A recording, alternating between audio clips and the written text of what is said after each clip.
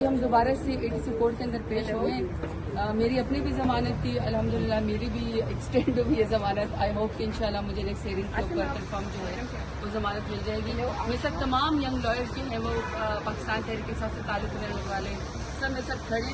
सबसे खुशी की बात यह कि अभी अलीमा खान की और उज़मा खान साहिबा की जमानत हो गई है।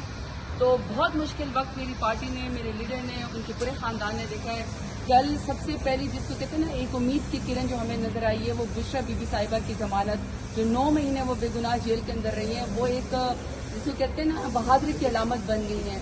फिर खान साहब की सदार बहनें अलीमा बीबी और उज़मा खान, जिन्होंने ज़िंदगी में कभी भी कानून के खिलाफ वर्जी नहीं की, लेकिन उनको गलत मुकदमों में डाल के जेल जाके भेज दिया, लेकिन आज उनके वकीलों ने आज जमानत कर दी। इंतहाई खुशी की बात है। इंशाल्लाह इसी तरह हमारी पार्टी के वर्कर्स और टाइग्रेसेस मजबूत रहें। इंशाल्लाह आप देखेंगे कि कुछ दिनों के बाद खान साहब भी हमारे साथ होंगे। हर कानूनी तरीका कर चुके हैं। आगे जो कहते हैं ना आपकी दुआओं की भी बस ज़रूरत है। आप जुड़े रहे। सबसे हमारी मजबूत पार्टी है।